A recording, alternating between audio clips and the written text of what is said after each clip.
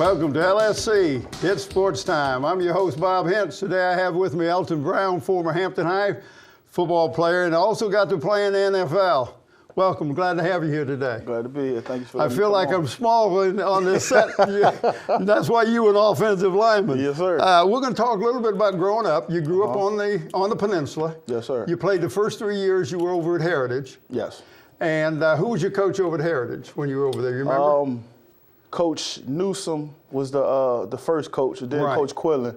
Right. And then, because I think Coach Newsom went to JMU at the time. Right, that's exactly right. Yeah, you had some good coaches, Quillen and Newsom, both real good coaches. Played under some of the best in the peninsula, I think. And then you transferred to Hampton and really got one of the best. Yeah, I really did. Now, how was that experience moving over to Hampton? Now you're playing for a legendary coach, because Mike is definitely legendary. Yes, the he is. number of wins he's had. Plus, you get to under Danny Mitchell, who is pretty well known for working with the linemen. So, how was that experience? At first it was kind of weird. Of course, a Newport News kid coming over to Hampton. Yeah. So, it was kind of weird. But when I came in, they accepted me. Like you said, legendary coaches, great coaches, basically running a pro-style offense in high school, which is unheard of. So I got real experience real fast in just that year. Right. Now, you played basically offensive line, or did you play both in high school? In high school, I played both, offense and defense. Actually, in college, I played both, too. Okay. Well, what was the one that you liked the best? I like offense. I just basically took a defensive mentality on the offensive side. Wow. So, instead of being hit, just do the hit. Yeah. So I just basically, and like I said, I took that from high school. Growing up in the peninsula, it's very competitive in this area. So it helped me a lot in high school and college, and of course in the NFL. Right. And you're talking about this area. We're talking that the peninsula area has had some just outstanding athletes come through this program. Yeah. So, this really bodes good for you, because now you're coming from an area that has produced quite a few athletes. But then you got recruited. Talk about that recruiting process going to end up into the college at UVA. But how was that recruiting process like? It was great, because, as a kid, everything you work for, it's the coaches basically show you how bad they want you. So, just being recruited by every school, going to different places, taking visits, eating what you want to eat, just having fun and basically just seeing where you fit in the best. Right. And what made you choose UVA, other than being close to home when we got a chance to see you? That was kind of nice. Yeah, I definitely wanted to go to a big-time school that was still close to home where my family could see me. Right. But I think the thing, I don't really have a certain, pinpointed, I just felt right at Virginia. Okay. Coach Groh, it was his first year. He came down and sat in Coach Smith's office and basically looked at me and told me, I want you. And, every coach said it, but when you look at somebody's eyes, and he really meant it. Right. And, I just felt at home. All the visits and things like that, right. I just felt comfortable. And, he said he wanted me, and I went, and he made me an All-American. So, well, he might have made you, but you did most of the work. Yeah, I just followed what he said, right. and his play calling and things like that. But then when you get up there, they put you on a special diet and on a conditioning program and all that. Did you have to? Was that a lot of change from what you were used to? Yeah, in high school, you can eat McDonald's and Burger King and go out and play. But when we got there, of course, they have a meal plan. Right. And, Coach, when I first got there, Coach told me, well, if you want to play, lose weight, basically. So, I got down. I wanted to play. So I got down, and I ended up starting my freshman year, the last 5 games of the season. Wow. See, that's a tremendous thing that you did, because this is something you worked hard for, because a lot of times you don't get to, you're backup, maybe even the first 2 years. Yeah. And here you get to start the last 5 years, so that shows a lot of potential that you had, and a lot of faith the coaches had in you, obviously. It did. And when you do things like that, you basically want to repay those guys. They believed in you. So you want to do what you can to help those guys, because as you know, in the college game now, no job is safe. So you want to do your job to help, solidify their job and keep things rolling. Right. Now, when you were at the UVA, did you have any particular game that you felt, boy, I really was able to show my stuff in this particular game, especially maybe to the pro scouts or whatever? Like I said, when I got in there as a freshman, it started coming. And, my sophomore year, I just, like Coach Groh used to say, just strung a couple games along. And then it's just my junior year, I really felt like, okay, I could do this. And I think we played Maryland. And we ended up beating them like 48-22. And it was like one screenplay where I blocked 3 people on one play. Wow. And that was then I really That's a great highlight film. I love that. I really enjoyed it. Well, see, those things like that is what catches the eyes of the scouts. They see that this guy, because you evidently you pulled, or you got out there in front of the screenplay, and so you're not small, so you're not running a 100-yard dash in 9 seconds or whatever.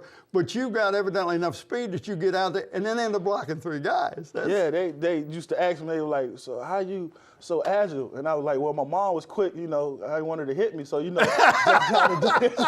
that's a joke for her. But it just, I think with the athleticism part, like I said, growing up in the Tidewater area. Right. I guess as a lineman, you never want to be a lineman playing sandlot football. You want to be the quarterback or the receiver. So. Right, or the run back, somebody. Yeah. So you kind of develop these skills. Right.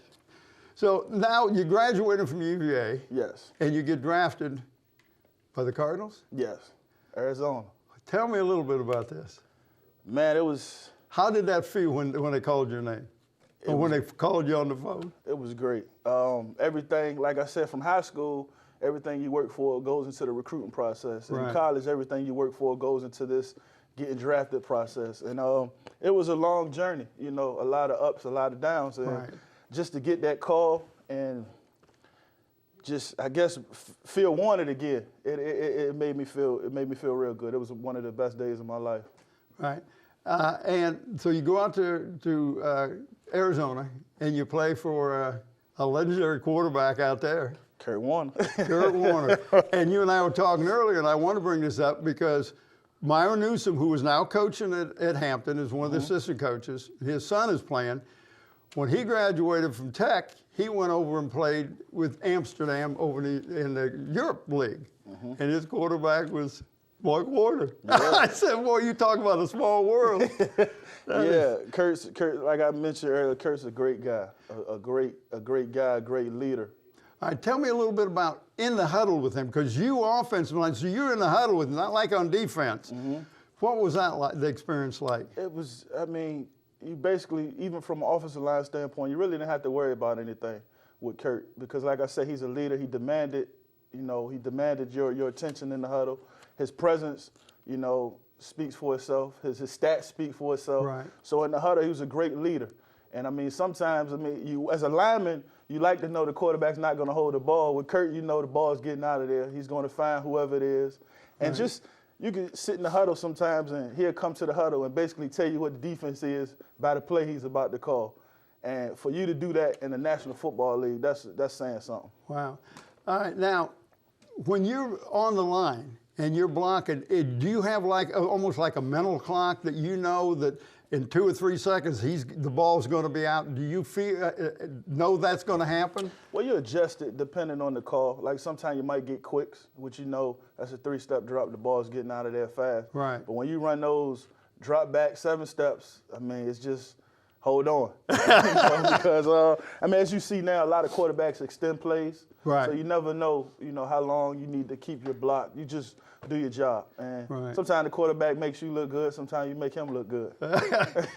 But, and you played against some real good defensive linemen. We're not talking run-of-the-mill people here. What was probably one of the toughest guys that you had to block? Man, everyone. But because they all wanted to get to the quarterback. Yeah. That's the number one thing. I know my first, as a rookie, I started. So my first game in the National Football League, we played the Giants in New York. And that's when Strahan and all those guys were still there. Wow. And it just seemed like I was just standing on the side of the interstate watching cars go. It was so fast. And then my third game that same season was in Mexico against the 49ers. And they had a guy played along, Brian Young. Right. one of the greatest 49ers ever. But just he was so strong, and he played. It was like 15 years. So I'm like, well, I could just try to, out-quick him. But I mean, he was so strong and so quick. Actually, the first play of the game, he hit me with a swim move and made us fumble. And it was the first play I said, it's gonna be a long game. But it prepares you and. Right. Well, when did you say to yourself, I can play with these guys. I can do my job against these NFL players? When did that hit you? I mean, of course, going, I knew I could play. Right. But I think that swim move in Mexico kind of woke me up a little bit. It was an ESPN game, everybody watching the first play of the game. So it kind of, it was a bad play, but I guess the point of it was good because I realized then, like, either I had to do it or get somebody who can. So Right. It woke me up, and I went on to play a couple more years. Yeah, a couple more years, yeah. And then you got to the Super Bowl. What an experience. I mean, didn't come out a winner. I thought they should have, with that one interception that the guy took down the sideline and scored at the end of the first half. That was the difference in the game right there. Yeah, it was. But that experience itself, the hype, because you got 2 weeks to get ready for this game. So the hype and all has to be unbelievable. Man, it's, like I said, when you're a little kid, you run around in the backyard, you're always throwing the ball saying, there's 5 seconds left in the Super Bowl, or you're shooting jumpers like it's 2 seconds left in the final. So it's always the game you want to be in. And to actually get there and witness it, I mean, you watch on TV or you actually go to the game, you see all the cameras flashing at the first kickoff. Yeah. But to actually stand on the sideline and witness it and just know we really here, it's a great feeling. That's what you work for. That's unbelievable, to be able to say that you played in the Super Bowl. I can't imagine the feeling that must have gone through you, but yet you knew you had a job to do. Yeah. Even with all the hype, you still had to get out there and you had to do your job, hoping everybody else did their job. Mm-hmm. And that's the hardest part, I think. Like you said, it's 2 weeks to prepare. Right. You want your family and friends to be there, so you have to worry about getting the tickets and things like that. And then once everybody get down there, you want to spend time with your family. But you also know, like you said, it's a job that has to be done. And, we came up short, but I think it was a great game. Well, I do too. I enjoyed watching the game, and then you went through that, and you had a lot of mentors growing up through high school and college and in the pros. And did you take some of what they learned to help you when you retired? Because we're going to talk about what you gave back to the community. Did you feel like that you learned something from your sports experience and the people you were around? Yeah. Of course, with sports, you learn the camaraderie and things like that, being a part of a team. But you also learn, how to better yourself as an individual. Right. Because, of course, at the end of the day, it's still a job. Absolutely. And you have to, it doesn't matter what Billy does. It matters what Elton does. Okay. So at the end of the day, you really have to be accountable and held accountable for yourself. So you learn how to, like I said, just, I guess, be accountable and, kind of, you have to depend on the team, but you have to really depend on yourself first. And, Right. and you learn those things with going through, of course, the football aspect of it, being around a team, because it's a great thing to be around. Being in the locker room, it's a great thing. But also, you find out that that guy's going to be able to depend on you because you're going to do your job. Mm-hmm. And that's got to feel. So now you're retired and you come back and you give back to the community. No kid goes to bed hungry. Yes. What a great thing that you started here. Talk about that. This is it's wonderful. It actually started with the Thanksgiving feedings. I think that was the first thing that started with the Thanksgiving? Yes, it was. Okay. I was still playing. I remember the first time we did it. I was actually playing in Philadelphia that night of Thanksgiving, and that's what my grandfather, used to always give back, and my grandmother was the same way. My mother was the same way, and of course you inherit things from people, and that's a great thing to inherit. And one day, I was in Arizona. And it just hit me, and I called my mom, and I said, we should do a Thanksgiving feeding. And she was like, well, I was about to call you and say the same thing. How about that? And so I said, well, let's do it. And, that was the first year we did it. And we came back the next year and did it. We came back the next year and did it. And with this no kid goes to bed hungry thing, it was basically the same way. We both looked at each other and it just clicked. And, you know, statistics show that once a kid leaves school, sometimes they don't eat again until the next day in school. Right. So it clicked to us, and we wanted to do something about it, and we did.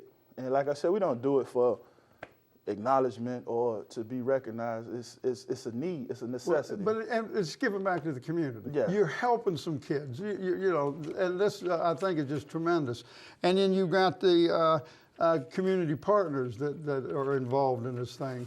And your mother has a lot to do with it. Yeah, Talk about your mama for a little bit, because she's, you know, and people can say anything they want. Mama means a lot. I don't care. My mama means a lot. Everybody's mama, but your mama has gone and partnered with you, so to speak. Yeah. With my foundation, she basically runs everything. But like you said, speaking about her, she was a great, like you said, mentor, inspiration. Right. Just to see everything she endured, you know, growing up. And how she just kept fighting and kept pushing through certain things, it basically taught me a lot. And of course, it's my mother, so that's those same fighting instincts and things like that are inside of me. So, you know, it's a blessing to have a mentor, a friend, and a partner that's also your mother.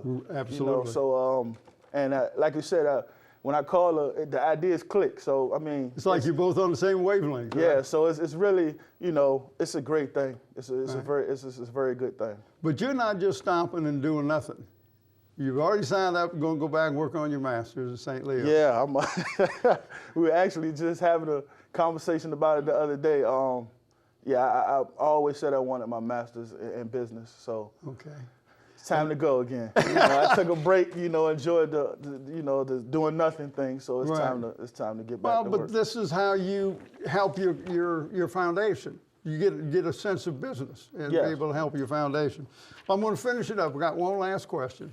If you're sitting around, you're talking to a bunch of preteens and teenagers, what would you tell them was the things that helped you to be successful and the things that they need to look for to be successful in whatever they do? It doesn't have to be sports, but whatever they do. What would you say to that group of teenagers? Well, of course, it's going to sound, I guess, cliche-ish, but education is important. I think lately, a lot of kids are getting away from the educational piece in school, you know, and focusing more on the athletic side of it. But of course, the education comes first. The academics are first before the athletics. Student, athlete. Yes. So I would say focus, give a lot of attention to your education because it's very important. I mean, we're living in a world now to where you can get ahead just by knowing something, you know, and a lot of things are right in a lot of books. Right. You know, another thing I would say is don't spend major time with minor people, you know. Direct, you know, if they can't do anything for you or they're not on the same like wavelength as you're going, then you have no need for them, you know. Just like I said, don't spend major time with minor people and don't give minor problems major attention. You know, it's life. We go through things. You come out. I had a situation. I came out of it. You know, it's life. So stay focused. Whatever you want to do, don't let anyone defer you from your dream. Stick to your dream. If you want to do it, make it a reality. You know, that's why you dream. You know. That's right, absolutely. So. And I mean, I guess that's the main things I would say. You know, just stick to what you know, what you want to do. Whatever it is you want in life, go get it. I'll tell you, you'd be wonderful talking to a bunch of kids because you're living what you're talking about. Yes, sir. Well, I want to thank you for tuning in to LSC and Sports Time. I want to thank my special guest, Elton Brown, former Hampton Crabber and NFL player. I'm your host, Bob Hintz. Till next time.